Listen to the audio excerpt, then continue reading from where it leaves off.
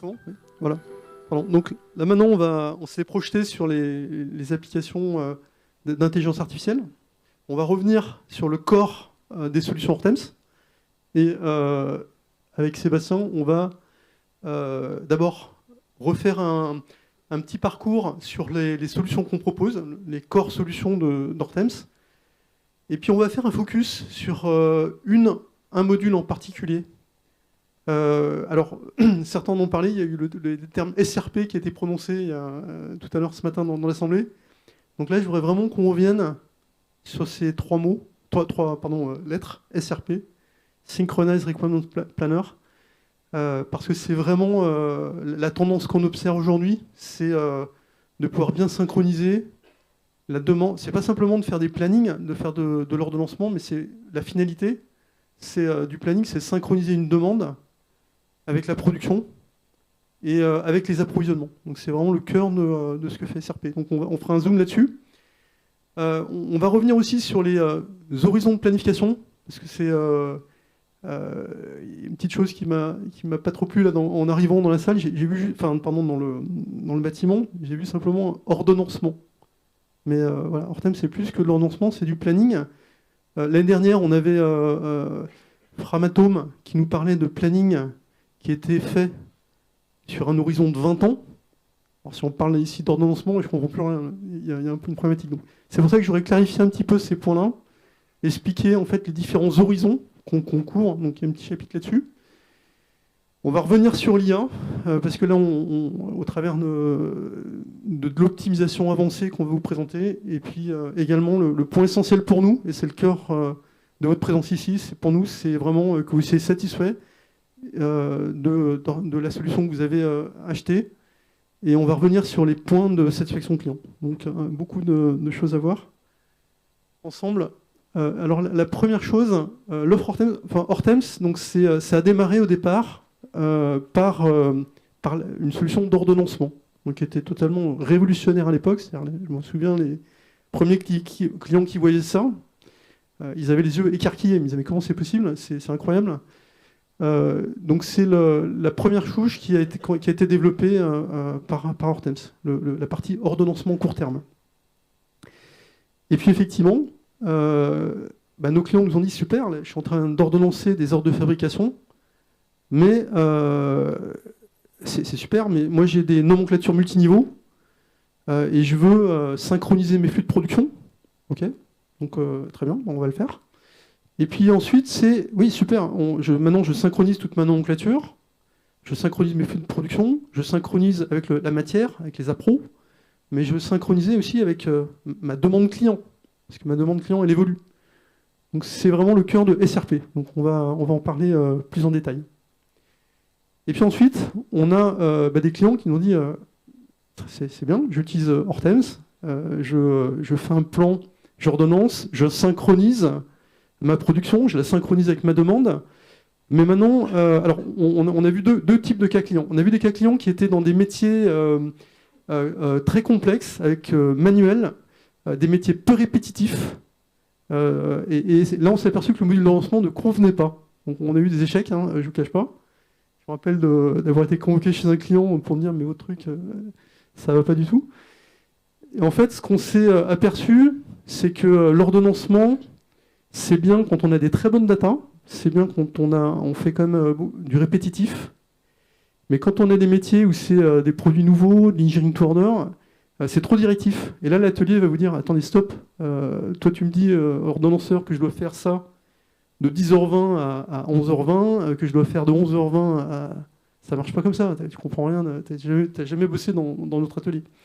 Donc là, on a mis en place le module planning, donc il y avait cette vocation de traiter des métiers complexes, non répétitifs. Et puis également, c'était le deuxième besoin de nos clients, traiter les horizons moyen-long terme.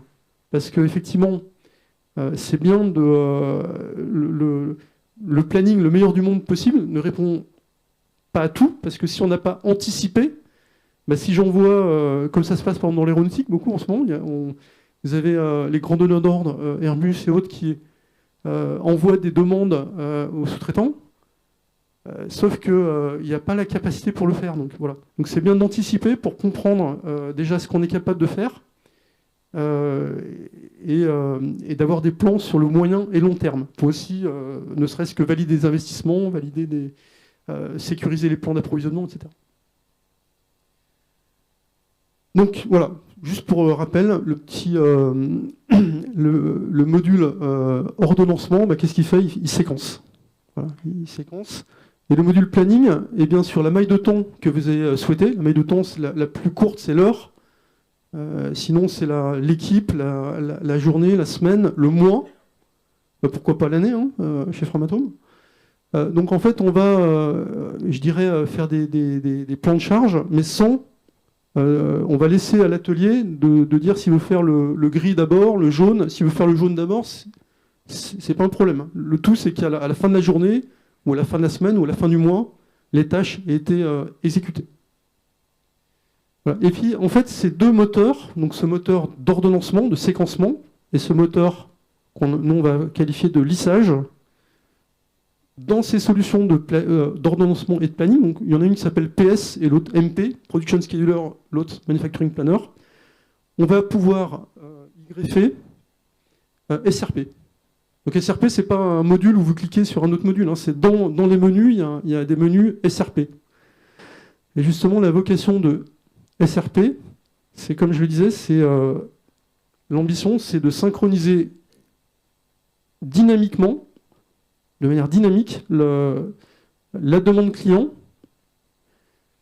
la production, avec les capacités limitées, et les approvisionnements, avec tous les aléas qu'on peut avoir. Donc c'est la fonction de SRP. Et je pense que beaucoup de clients utilisent Production Scheduler, et je pense qu'il y a vraiment de la valeur aujourd'hui avec ce module-là. Alors pourquoi il y a une valeur de plus en plus croissante? C'est qu'effectivement, on est dans un monde perturbé. Je parlais même dans l'automobile. L'automobile, avant, c'était une industrie où on avait quand même des prévisions relativement fiables. Et puis maintenant, les prévisions sont changeantes. La demande est volatile. Donc elle est volatile pour plein de raisons. Ça peut être des raisons géopolitiques. Il y a eu le Covid, je ne vais pas citer tous ces événements, la guerre en Ukraine, maintenant les tarifs aux États-Unis. Donc tout ça, c'est un impact direct sur la demande, et sans compter la versatilité du consommateur qui il a le choix. Il veut, quand vous commandez quelque chose, vous voulez être livré demain. Donc le consommateur a le choix, il est impatient, il est versatile, et la demande change beaucoup. Donc même avec les meilleurs outils de prévision du monde, on a une demande qui change, et ça, il faut recaler le plan par rapport à ces changements. Et puis, bien sûr, le problème d'approvisionnement. Donc, on a vu le canal de Suez, on a vu et puis, parce que la planète est limitée, donc on a aussi de plus en plus de contraintes sur des matières critiques, en fait. C'était les semi-conducteurs, dans l'aéronautique, le titane, le chrome 6. Il y a plein de composants qui sont un peu délicats, avec des fournisseurs qui ne sont pas toujours fiables. Donc, il faut toujours recaler ce plan. Voilà, donc qu'est-ce que les clients font? Enfin, pardon, quand on va voir des industriels, qu'est-ce qu'ils font? En fait, ils utilisent leur ERP. Ils utilisent leur ERP, qui s'appelle SAP, Oracle, Microsoft, Sage, etc. Mais, qu'est-ce qu'ils font? Eh bien, comme cette demande change, comme il y a des aléas de production, alors ça existait tout le temps, c'est pas nouveau, il y a des machines qui tombent en panne. Alors, ce qui arrive un peu plus, c'est des absences opérateurs, mais il y a des choses qui ne se passent pas comme prévu. Donc le RP, il fonctionne de manière, dans un monde un petit peu parfait, où on a des lead times qui sont censés être respectés.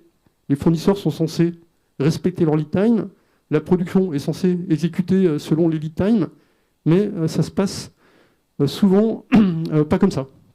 Donc qu'est-ce que ça veut dire? Ça veut dire je ne sais pas si vous l'avez vécu, vous le vivez encore, mais les clients ont des milliers de messages MRP d'exception pour dire il y a quelque chose qui ne va pas. Donc qu'est-ce que ça veut dire? Je vais dans mon RP et il faut que je recale mes ordres de fabrication. parce qu'effectivement, j'attendais une pièce primaire et puis elle n'est pas là. Donc mon assemblage, ça ne sert à rien que je le programme aujourd'hui, puisque je vois que j'ai un composant qui manque. Le deuxième problème côté des ERP, c'est que le RP, il sert à tous, donc c'est super, c'est incontournable, mais en termes de modélisation des contraintes, c'est limité. Et ces contraintes, elles évoluent aussi rapidement dans le temps. Donc, on peut toujours essayer de courir après, à essayer de mettre en place le bon modèle dans le RP, mais c'est en final, c'est des chantiers qui durent 1 an, et puis entre-temps, les contraintes ont changé, etc. Donc c'est aussi la deuxième limitation. Donc c'est vrai que massivement, les gens vont derrière recourir à Excel.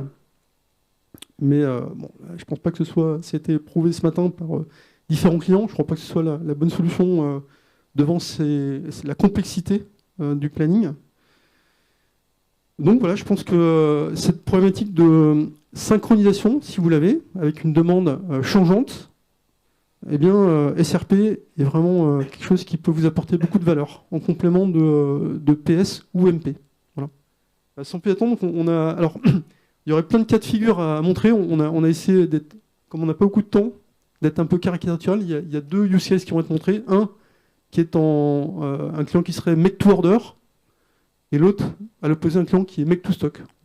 Et bien entendu, il y a plein d'entre-deux avec des gens qui ont à la fois mixé les deux ou qui font des stocks de semi-finis pour de la différenciation plus tard. Enfin, il y a plein de cas d'usage, mais ça marchera dans tous les cas. Il n'y a pas de cas où on va vous dire bah, SRP, non, là vous êtes dans un cas où ça ne marchera pas. Merci. Merci Nicolas. Donc effectivement, je vais essayer de vous illustrer un petit peu tout ça, parce que donc volatilité, demande, synchronisation à pro, c'est effectivement des concepts, mais comment ça se traduit dans la solution? Et avant de passer dans la solution, on va prendre un cas simple donc de make to order pour démarrer, où on a une commande client, un assemblage final en jaune, 2 sous-assemblages et des appros matières premières évidemment.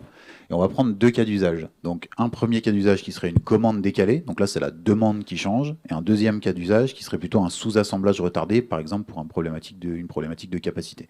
Et là dans un contexte très make to order, on peut par exemple se positionner dans un cas de BOM convergente, donc c'est-à-dire qu'on part de plein de pièces, comme une voiture par exemple, on part de plein de pièces et on assemble pour arriver à un produit fini. Okay.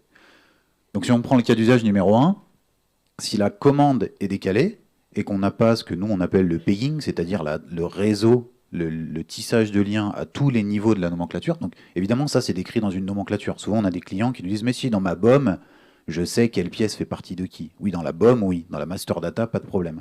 Par contre, quand on l'instancie en OF à la sortie d'un calcul MRP et qu'on le planifie, on perd ces liens et on ne sait plus qui alimente qui.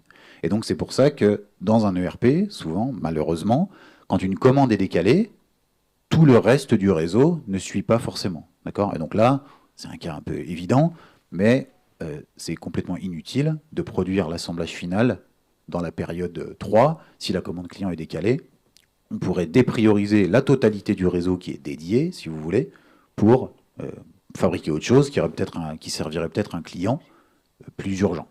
Okay ? Et donc évidemment, on sait tous que les stocks, ça coûte un peu d'argent.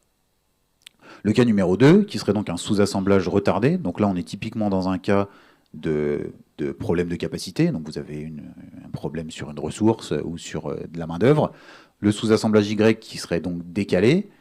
Encore une fois, dans un ERP, puisqu'on n'a pas la relation, le tissage de liens entre les niveaux de la nomenclature, on a, c'est ce à quoi Nicolas faisait référence, on a des alertes ou des MRP Exception Messages qui viennent vous dire attention, il y a un désalignement quelque part entre le niveau 1 et le niveau 2 de votre BOM, ça ne va pas voler. Sauf que ça, c'est évidemment la vie de toute usine. Des messages comme ça, des désalignements, des désynchronisations des flux, on en a tout le temps. Et donc se retrouver à analyser les messages, puis aller dans mon ERP manuellement, dans mon Excel, voire même dans mon Hortems pour resynchroniser le tout, ça nécessite un travail d'analyse un peu poussé. Et donc, encore une fois, là, on aurait un plan qui est tout bonnement irréalisable parce qu'on ne va pas pouvoir faire l'assemblage final si on n'a pas le sous-assemblage Y et on ne va donc pas pouvoir servir la commande client. Donc, si on résume ce qu'on est en train de se dire dans un cadre make to order, sur la partie gauche, avec un MRP, ERP classique, on va avoir le recalcul des besoins à fréquence fixe. Donc, ça dépend des industries, mais par exemple, tous les week-ends, chez nos amis qui font des hélicoptères, par exemple, eux, c'est tous les week-ends, parce qu'évidemment, un hélicoptère, c'est très gros, donc on ne peut pas calculer le MRP toutes les demi-heures, ce qui est assez statique, on va dire.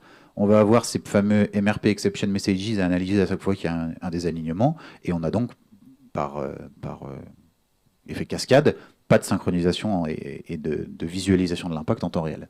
À l'inverse, avec la partie SRP de Delmia, on va avoir une synchronisation de bout en bout, avec le tissage de liens à travers tous les niveaux de la nomenclature, et un système beaucoup plus dynamique, parce que dès qu'on a quelque chose qui se décale, on peut voir l'impact, la propagation sur les successeurs, les prédécesseurs, de manière immédiate.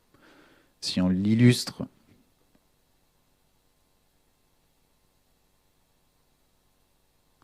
rapidement, et j'ai décidé de ne pas passer trop de temps sur les démos, parce que je pense que vous utilisez tous Hortems au quotidien. Ce dont on parle, c'est donc bien ce tissage de liens, donc on voit dans la partie basse de l'écran, à travers tous les niveaux de la nomenclature. Donc chaque ligne, pour faire simple, est un produit, chaque ligne est un OF, d'accord? Et on sait exactement qui alimente qui, c'est-à-dire que quand on décale une production, on peut voir que le premier décalage n'a pas d'impact, alors que celui-ci vient décaler, retarder tous ses successeurs, et évidemment le tout dans le contexte, sur la partie haute de l'écran, de la charge des ressources, dans le contexte, sur la partie en haut à droite, du taux de service. Et c'est bien cette synchronisation multiniveau de la nomenclature qui permet d'avoir ce mode dynamique et cette simulation d'impact en temps réel, sans avoir à relancer des boucles MRP, sans avoir à analyser des MRP Exception Messages régulièrement. Voilà pour le cas make to order. Si maintenant on regarde dans un monde un peu plus make to stock, où on se dit oui mais moi tout n'est pas dédié, en fait je fabrique pour un stock qui lui-même alimente le niveau suivant, qui lui-même alimente un stock, qui lui-même alimente mon client. Donc ça pourrait être ce cas-là. On a une commande client mais qui elle-même est servie sur stock, donc qui serait le triangle jaune, qui est alimenté par un OF de packaging, mais cet OF de packaging qui lui-même est alimenté par des stocks de semi-finis, etc., etc. Vous avez compris, donc on découple, si vous voulez, le processus de fabrication et donc de planification avec des niveaux de stock intermédiaires. C'est un cas un peu extrême de make-to-stock à tous les niveaux. Et là, on aurait deux cas d'usage. Le premier, une augmentation de la demande et non pas une augmentation, comme c'est écrit, où là, on aurait par exemple une commande client qui augmenterait. Et là, le problème, quand on est dans un cas de RP classique, c'est qu'on perd la traçabilité. Donc, très bien, c'est servi sur stock, mais quels sont les OF qui alimentent ce stock et quels sont les OF qu'il faudrait potentiellement augmenter? Et donc, on se retrouve dans le même cas de figure où on perd la traçabilité de quels sont les ordres de production sur lesquels il faut travailler pour pouvoir alimenter les bons stocks qui eux-mêmes alimentent les bonnes commandes clients. Et à l'inverse, si cette fois on modifie une politique de stock ou un niveau de stock, mine, cible, target, à un endroit du réseau, quels sont les OF qui sont impactés, quels sont les OF que je vais devoir augmenter ou diminuer en termes de quantité pour pouvoir revenir à mon niveau de stock cible qui aurait changé. Et ça, encore une fois, dans un contexte de mix to stock, on peut imaginer sur des nomenclatures plus divergentes, ou en tout cas des réseaux de production plus divergents, où on a un batch de semi-fini, comme en pharma ou en food, par exemple, qui alimenterait plusieurs OF de packaging. Pour résumer, les concepts sont similaires, qu'ils soient en make-to-order ou en make-to-stock. Pas de traçabilité des lots, et donc là, ça recoupe également l'amélioration de stock order qui a été traitée récemment par la R&D. Le recalcul MRP à chaque changement de politique de stock, un système statique versus le moteur SRP d'Hortems qui est donc complètement end-to-end avec des capacités de simulation et une traçabilité complète. Et avant de repasser la main à Nicolas, pour illustrer rapidement comment ça se traduit dans l'outil. Donc là, on va avoir une voie plutôt couverture de stock, donc je vais sans rentrer dans le détail de toutes les lignes qu'on voit, mais on a une règle de netting sur comment on gère nos ordres et nos forecasts, très bien, donc qui est variable, qu'on peut définir dans le module SRP. Et notre première ligne tout en haut, elle va représenter les besoins, donc elle va représenter le forecast. Et là, de manière très simple et très dynamique, on va être capable d'éditer ce besoin. Donc vous allez voir qu'on va transformer des 120 en 150 sur 3 périodes. Et on va immédiatement avoir le calcul de la nouvelle projection de stock. Donc on va voir en bas que les projections stock et donc le respect du stock minimal baissent. Et on va être capable de relancer le calcul SRP, d'accord, en fonction évidemment des volumes de données, etc., sur certains produit uniquement, ici, dans ce cas-là, de matcher les besoins, comme on appelle ça, pour essayer de régénérer les bonnes quantités selon les nouvelles politiques de stock, sans avoir à attendre le calcul MRP de la fin de la journée ou même de la fin de la semaine pour effectuer notre simulation. Avant de passer sur les horizons de planification, si on résume, l'objectif du modèle SRP, qu'il soit couplé à PS ou couplé à MP, donc à Production Scheduler ou à Manufacturing Planner, c'est vraiment d'avoir une traçabilité complète de la demande à la production jusqu'aux appros pour avoir l'impact simulé d'un problème capacitaire, d'une repriorisation des commandes ou d'un changement de politique de stock. Juste une petite question, est-ce qu'il y en a qui étaient à Supply Chain Event parmi à Paris? C'est l'événement Supply Chain en France, un peu majeur? Non? Personne? Ça m'a beaucoup amusé, en fait. C'est pour ça que j'ai choisi cette thématique, parce que Hortemps avait inventé, d'ailleurs on avait déposé, alors ça s'appelle pas un brevet, c'est une trademark, je sais pas comment ça s'appelle. On avait déposé l'appellation MRP synchronisé, en fait, avec l'invention de SRP, donc qui était vraiment... et ce que je me suis aperçu en Supply Chain Event, c'est que tout le monde parlait ça comme ouais, on a inventé un nouveau concept, génial. Et les slides que j'ai vus à Supply Chain Event avec des grands cabinets de conseil, c'est des choses que nous, ça me rappelait des slides que je présentais il y a 20 ans. Donc c'est pour ça que je voulais vraiment rappeler ce module SRP, parce que je pense que c'est quelque chose qui est mature, qu'on améliore là où je vois des concurrents qui démarrent sur ces thématiques-là. Nous, c'est des choses qu'on fait depuis 20 ans. Et puis également avec des améliorations comme notamment pour le domaine avec la date de péremption qu'a présenté Arnaud. On a enrichi aussi pour que SRP tienne compte des péremptions.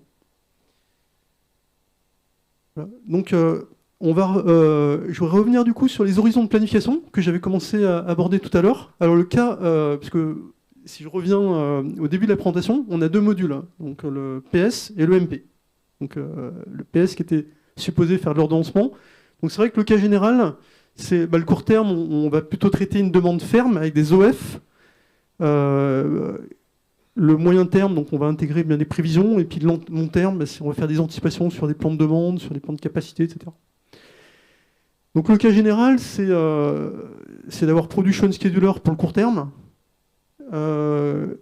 Manufacturing Planner sur le moyen terme, et sur le très long terme, on va avoir un autre modèle de Manufacturing Planner, mais sur des données agrégées. Hein, parce que, par exemple, on a des clients, on a eu Framatome l'année dernière, une centrale nucléaire, il n'y a pas 3 OF hein, pour fabriquer une centrale nucléaire, c'est des milliers de pièces, c'est extrêmement compliqué. Donc il faut agréger le modèle si on veut gérer un horizon de 20 ans, parce que sinon, même le meilleur système du monde, il claquerait par rapport à la volumétrie. Donc, et puis ça n'aurait aucun sens d'aller...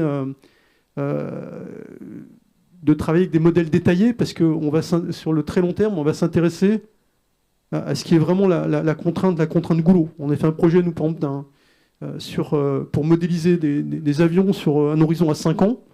On avait découpé l'avion simplement en une dizaine d'étapes de fabrication avec les contraintes clés pour cette fabrication d'un avion.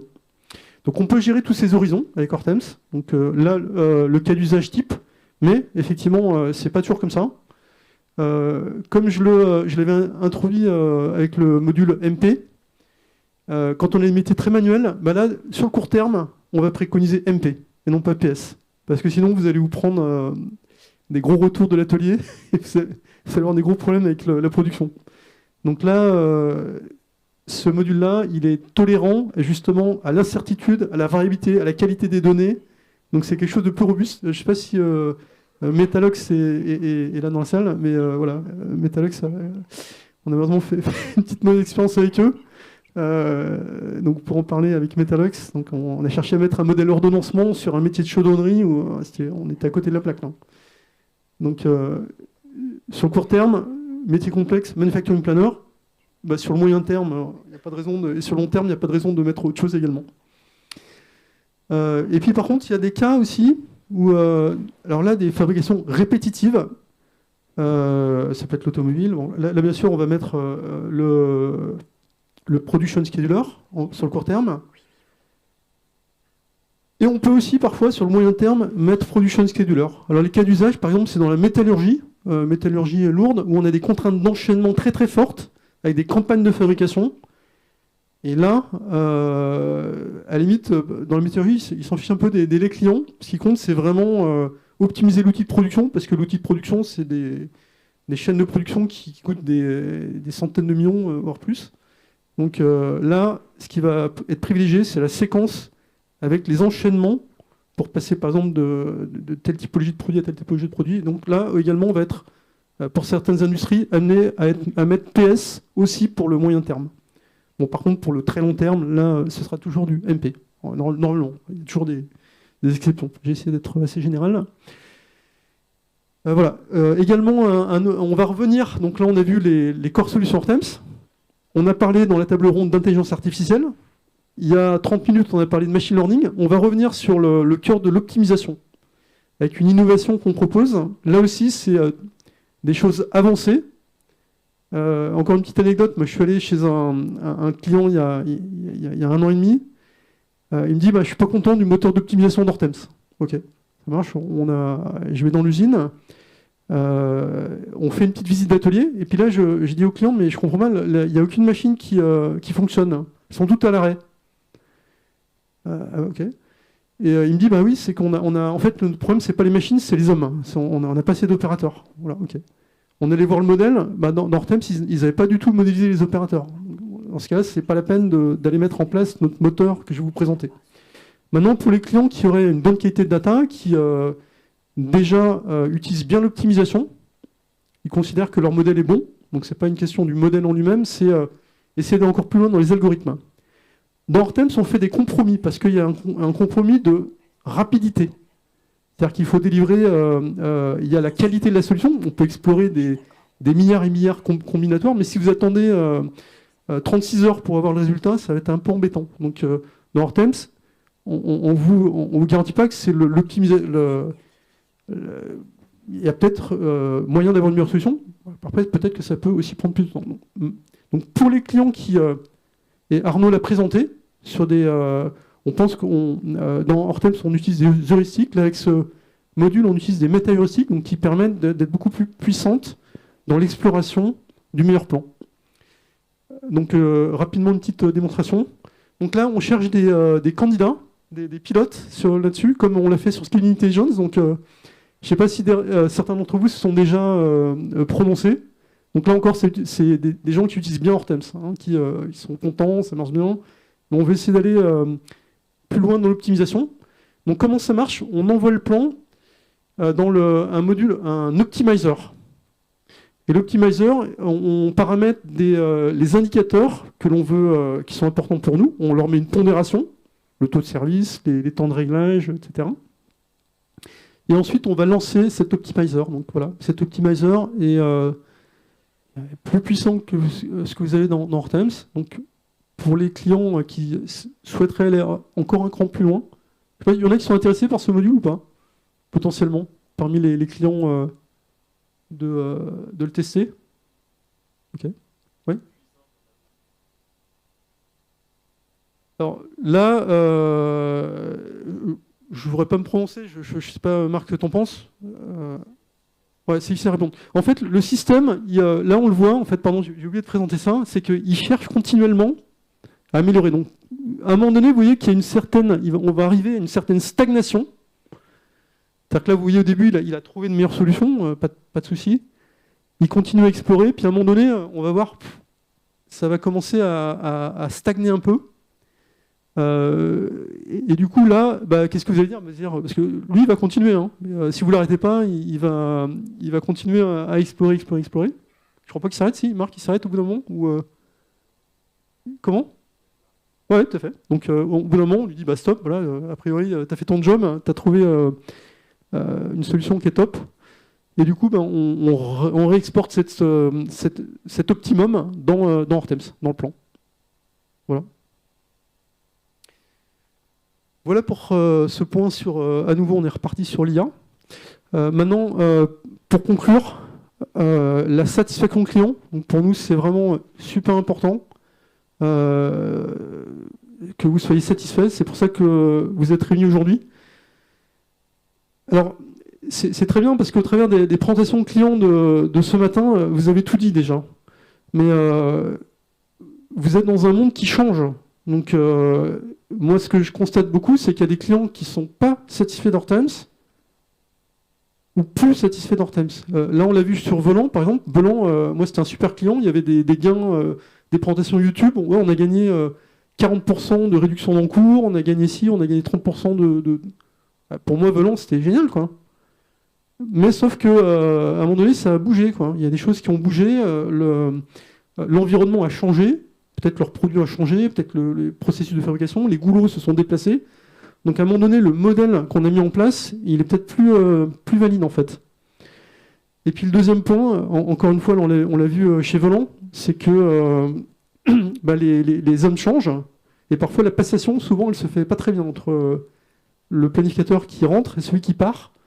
Parfois, il n'y a aucune continuité. Je ne vais pas citer de nom d'entreprise ici, mais j'en connais... où ça ne s'est pas très bien passé. Enfin, du coup, le planificateur, il arrive, il doit délivrer des plans, il n'a pas été formé, donc qu'est-ce qu'il va faire?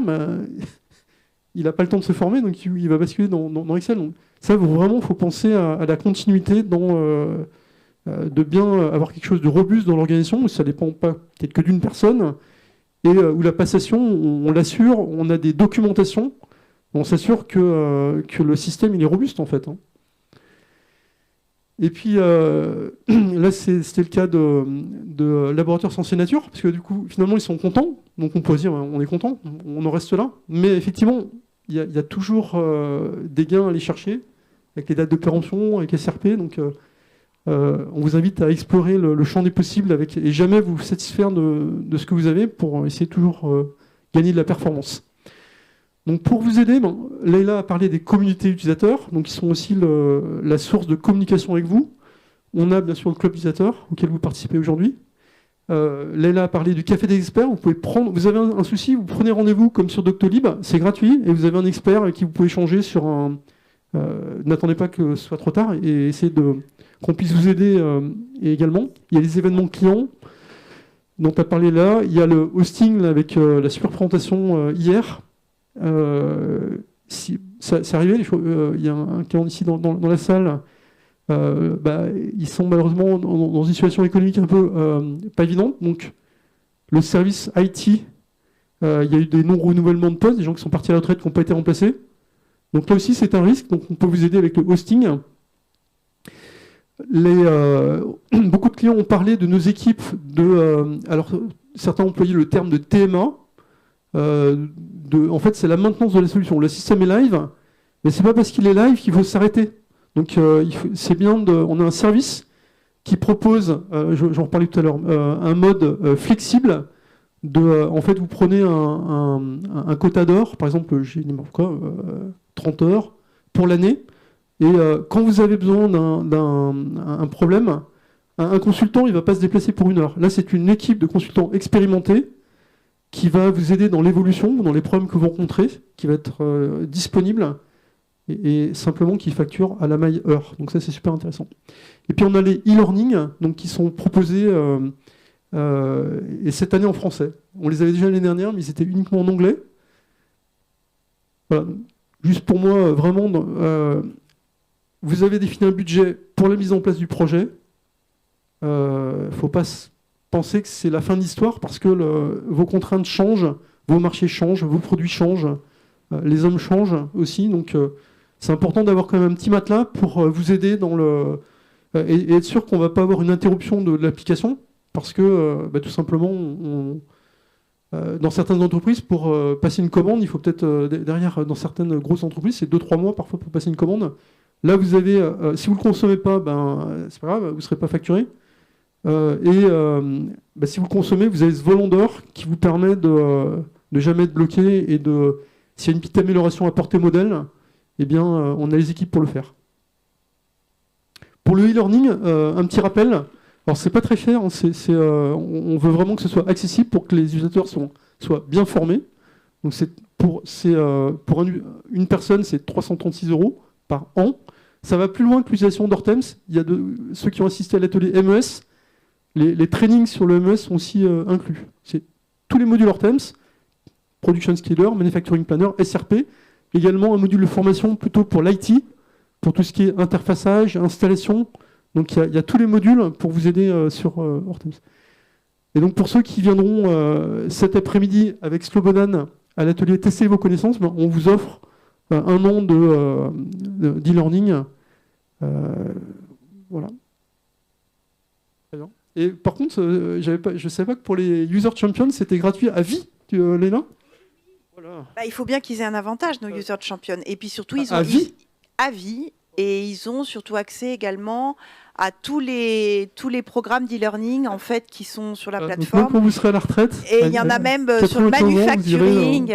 Non, il y a de très beaux programmes en fait, qui sont compris. Donc c'est pour ça que les User Champions ont un avantage en plus. Voilà. Merci beaucoup. Merci beaucoup. Je vais juste terminer sur la partie logistique. Merci à vous deux.